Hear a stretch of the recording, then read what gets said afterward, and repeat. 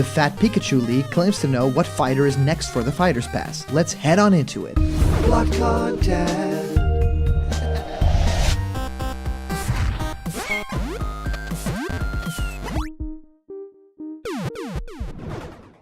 What's happening, my Block buddies, and welcome to a brand new episode of Blocked Content's Leak Speak. My name is Callum, and this is going to be your content for today. I'm super happy to be talking to you guys again today. It's been quite a week. We've talked about a lot of Super Smash Bros., and I think even EVO is happening at this exact moment that I'm recording. I've been following through on it, and everything is so hype to see people play on this high of a level in Smash Bros. Ultimate with all of these characters. It's no longer just Fox and Falco in the same stages.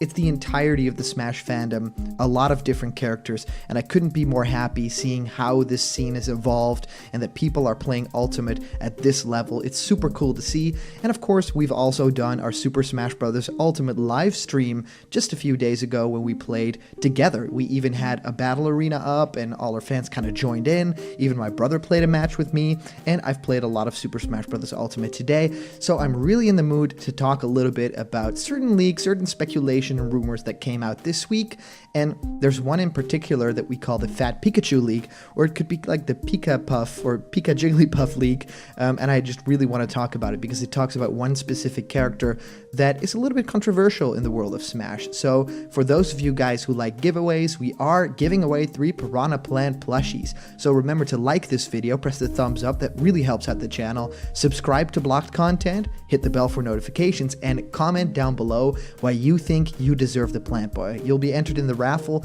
and we're giving away at 50k. Alright guys, let's head right on into this. The leak that I want to talk about talks a little bit about a character that we already know about, some updates that might be happening for 5.0, so if you can believe it, Hero of course is here and we've been playing as him. We've really enjoyed our time, and there's also some information about that, but there's nothing here about a 5th fighter. So the only thing that will be detailed in this leak is fighter number 4. This leaker claims to know nothing about a fighter 5. So that already is, interesting. People always, when they do these kinds of either, speculation things or these fan theories or, even just fake leaks, they like to talk about the 2 characters that they really want in the game. This person has been commenting on a thread a couple of times. They're not up at this moment of recording anymore, and you can actually find them if you type in the number, I think, of the thread. That is possible. But I find it interesting that there's a little bit more to go on here than just these are like the 2 picks for the Fighters Pass. So the idea here is the Smash Ultimate info dump leak. And we call this the Fat Pikachu Leak because that's the image from the Pokemon anime, and it's Pikachu pretending to be another Pokemon. I think in this case it's Jigglypuff, I believe. And it looks super cute because, Pikachu can mimic any Pokemon in the anime and it just looks the cutest. So this info dump leak says Banjo is about 80% complete. You'll probably see him and 5.0.0 in early to mid-September. Work on Hero was finished at the end of June. The entire month of July before his release was work on balancing. Fighter 4 has started development.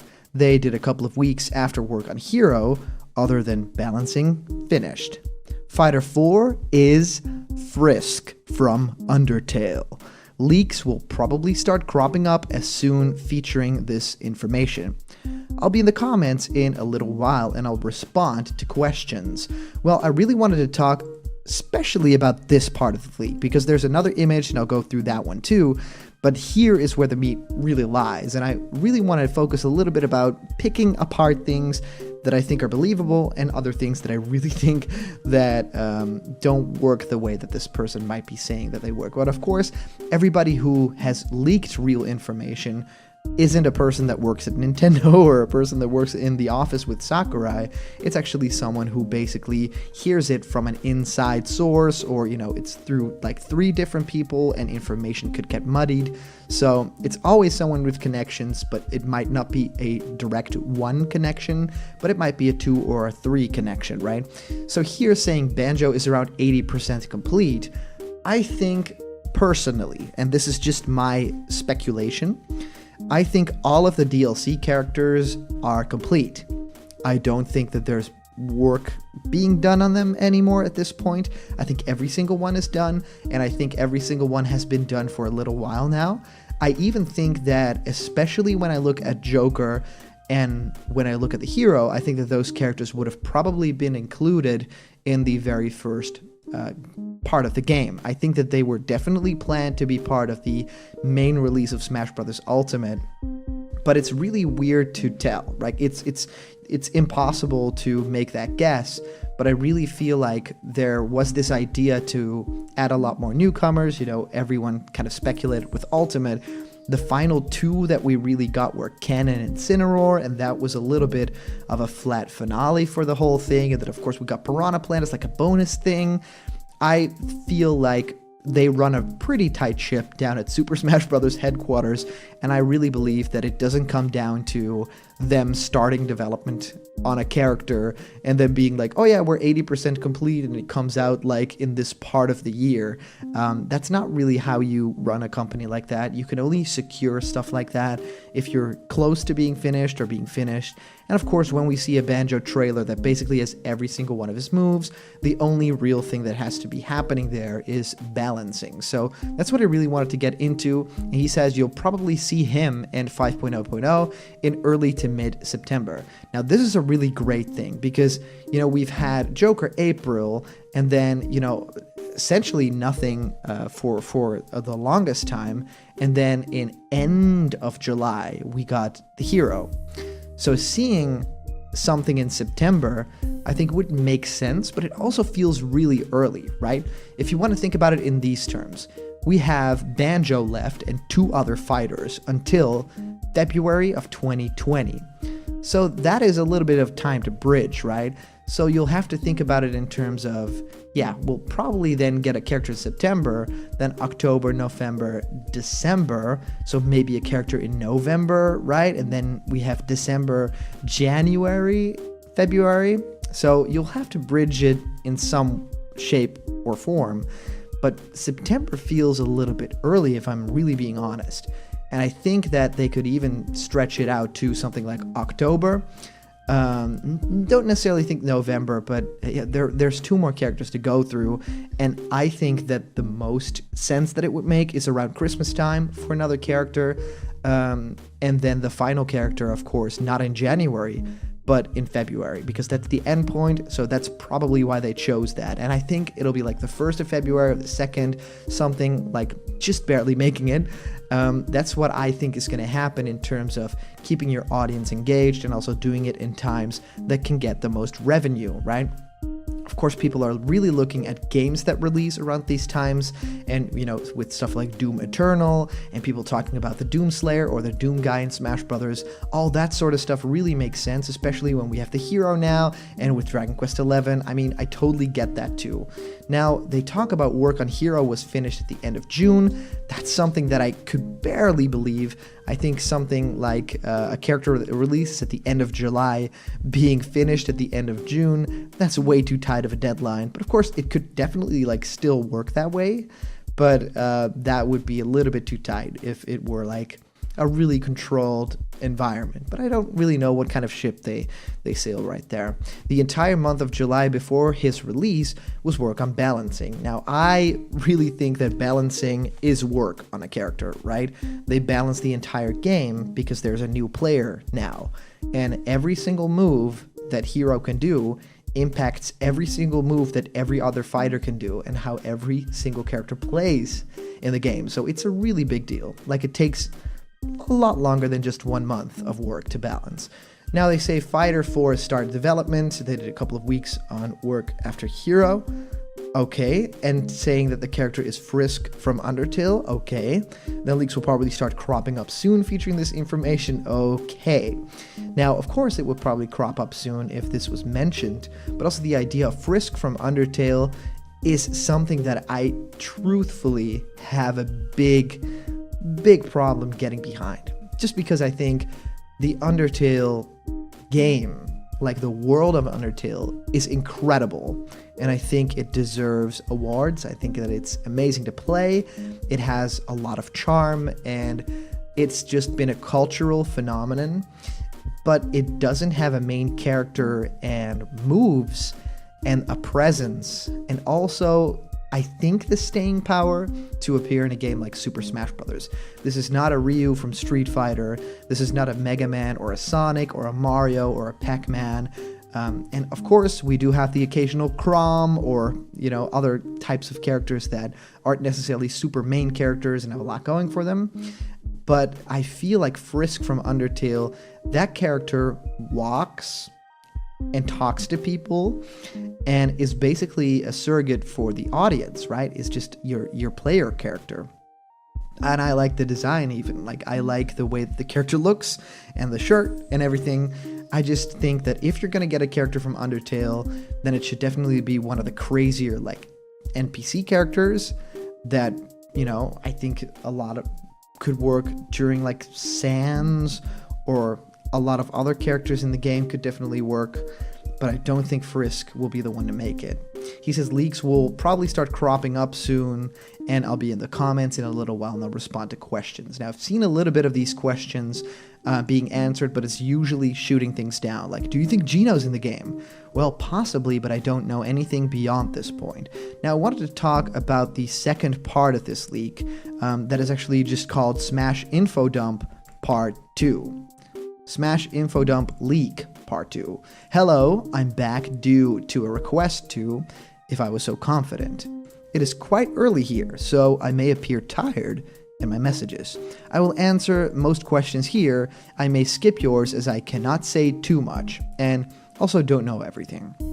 Before I do, though, I need to mention that I do not know anything about the 5th DLC fighter yet, nor do I know if any Undertale content other than the character itself. I won't know for a while since the character is in early development. Here's the original thread linked. As far as I'm aware, any leaks that mention Undertale content in Smash Bros. Are lucky guesses. All leaks that mention the 5th fighter by name are fake too. This touches upon a few things that I talked about in this video, but mainly the idea that it's just basically dropping the idea of Frisk from Undertale in Smash and saying everybody else who called it is wrong. That's pretty funny. Like being able to know that there's no other sources if this was correct. That's pretty funny and also strange at the same time. And also the idea that the character is just starting development doesn't make sense for me at all, especially if it's not the 5th fighter and the 4th. That would not be the case. Like, Banjo is finished, maybe doing like some light balancing because of, the 4.0 update and people playing it and, the team getting player feedback. But I don't think that it's like, early in development stuff that could not happen. Again, let me know in the comments if you think that I'm super off base when I'm saying stuff like this. I really need the, the counterbalance from you guys to form an opinion here. And he says, as far as I'm aware, all the content in Undertale is to specifically that character, as far as I know. But of course, if this is true, we're also getting a stage and we're getting pieces of music. Now, of course, Sans theme and all those kinds of things, Megalovania, that's going to be a lot of fun to have in Smash, right? There's a lot of great music. I think the, is it like the pause music or something like that? I really love like the really amazing stuff that's in there. And just the idea that it's this game that one person made that will maybe get representation in Smash Brothers, it's a really big deal. So if it ends up happening, I'll be happy because I like the world and the franchise. But at the other hand, I'll be a little bit shocked and confused because this opens the door for a whole lot more characters that don't necessarily have any room in Super Smash Bros. Like, my opinion really changes when I play Super Smash Bros. With very casual players, family members or close friends that don't really play Smash or have played like Melee or something like that. And when you sit down and play with them and you open the character select menu and it's like, oh, this is cool, Piranha Plant's in the game and oh, Ganon is back and all this kind of stuff. And then you hit on characters like Joker from Persona 5, which is great, big, huge franchise and a huge character, but it's already at that side of the unknown in terms of, look at the first Smash Brothers, it's just all icons. Look at Melee, it already dwindles a little bit with certain clone characters and stuff like that. So there's no way to keep Smash Brothers as pure as you wanted to have just these big icons That's not going to happen anymore. And we have some really great icons that joined the battle. I feel like King K. Rool and Ridley are those, you know? I really think that Banjo is still one of those icons. But yeah, do I think that Frisk from Undertale fits within this entire spectrum? My answer would definitely be no. But I do feel like the character is great. I would love to see it in some form in Smash Bros. If it's an assist trophy, or even Spirits from Undertale would be a great thing to see. I just don't think that it'll happen in terms of a fighter, and you can jot me down for that one. I'll take that to the grave. And again, this person didn't really answer any big questions, just basically shooting down things like, oh yeah, there's not going to be an update for adventure mode that I've heard of. There's not going to, have any content from Final Fantasy being added. So that's basically where this sticks. So that, in terms of that, is the Fat Pikachu leak, and I'm really curious to hear if you guys think that there's any truth to this. Today's comment question is, do you believe Fat Pikachu? So let me know in the comments down below, and maybe your comment could be featured in our next video. So we head on to our comment question winner, and our answer from our previous video comes from the D-Man131, talking about adventure mode. You know, I wonder if there will be a new campaign story mode after all the DLC have been announced and released. It'd be cool if it was a story mode that begins and ends with you, and by you, I mean the me of you, have to help the other fighters to go against some new antagonist.